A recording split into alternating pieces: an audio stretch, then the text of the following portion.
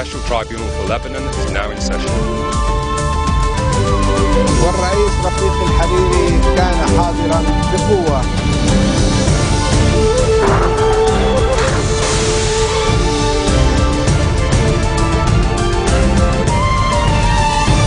Good afternoon and thank you for joining us on FutureTV. I'm Linda Tamim and these are today's top stories. Future Bloc MP Samir Jisr attributes recent lawlessness in Tripoli to a failure to deal with an incident that sparked the outbreak and says increased security will prevent further unrest. Syria's government and the Western-backed opposition meet again in Switzerland for face-to-face talks focused on humanitarian aid. And Egypt's interim president Adli Mansour announces that Egypt will hold a presidential election before parliamentary polls. Future Bloc MP Samir Jisr has attributed recent lawlessness in Tripoli to a failure to deal with an incident that has sparked the outbreak and says increased security will prevent further unrest. He says the lack of a security presence in all areas of the city has allowed for waves of theft and adds that an increased security presence will prevent unrest from starting. Fighting in Tripoli erupted on Friday, January 17th, with sniper fire ranging out as militants lobbed grenades. Sectarian clashes in the city last November pushed Lebanese authorities into granting an expanding security mandate to the country's armed forces. Maronite Patriarch Bshara Dahi has urged the need for political powers to stop bickering and instead place national interests above all else. During his Sunday sermon, he called for the formation of a government capable of rising up to challenges, mainly staging the presidential elections on time.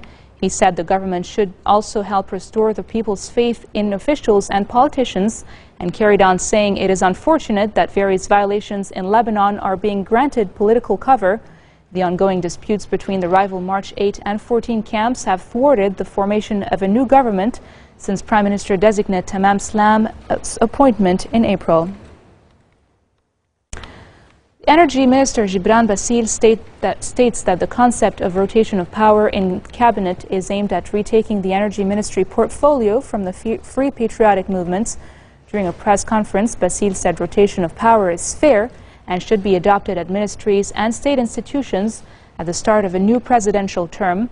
He stressed that proposing a rotation of power after the formation of a new government and 2 months before staging the presidential elections will obstruct the role of state institutions and harm the people's interests.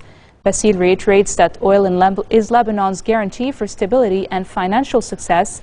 He adds the oil file is a new guarantee for Christians and it will help achieve balanced development that has been missing for 25 years.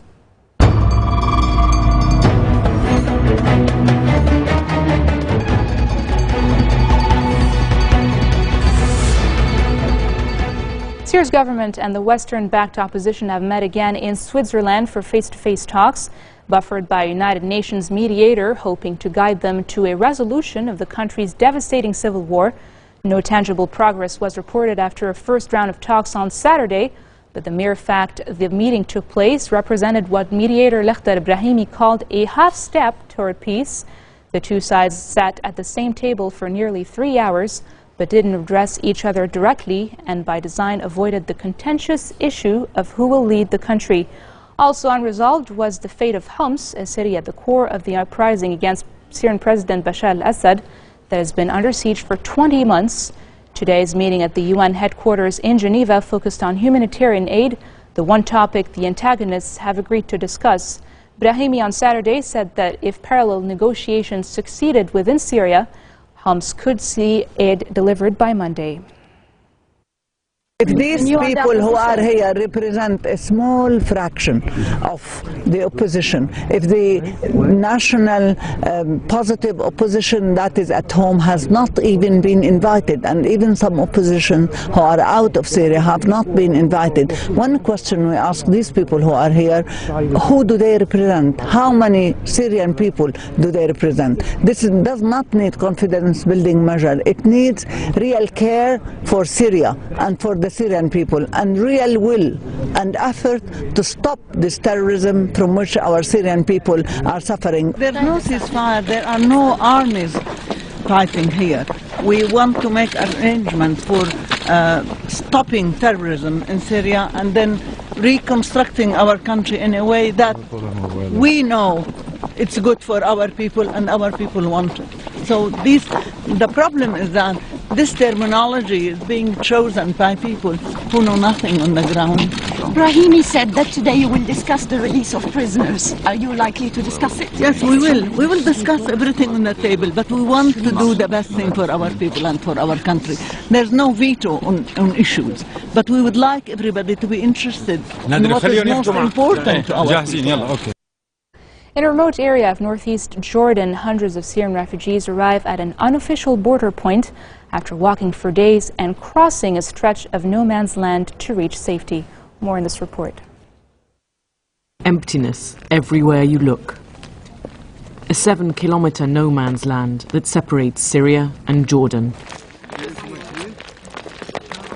Hadalat is an unofficial entry point in the Jordanian desert.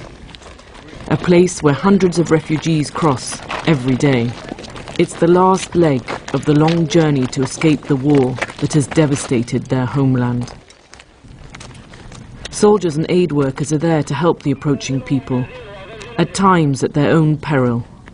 النساء الأطفال اللي ما بيقدروا يقطعوا هاي المسافة بنضطر احنا يعني نقدم على نوع من المخاطرة والمغامرة حتى نساعد هؤلاء أصحابين الحاجات. The conflict in Syria has been raging for almost 3 years now, sending nearly half the population into bordering countries.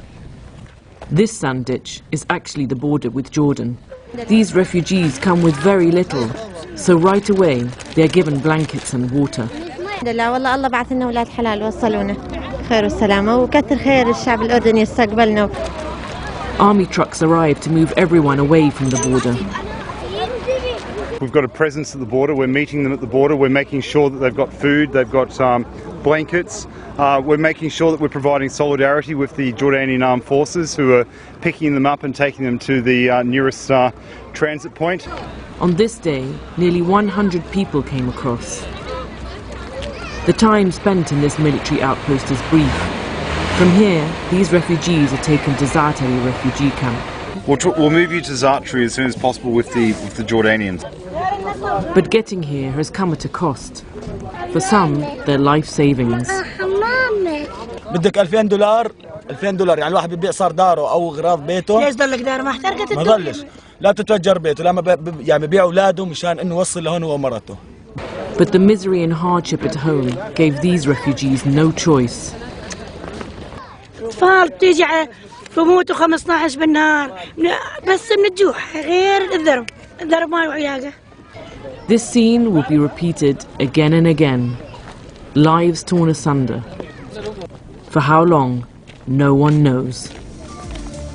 And coming up next, Libya's government talks with Egypt to resolve a hostage crisis after the kidnapping of 5 Egyptian diplomats. More after the break.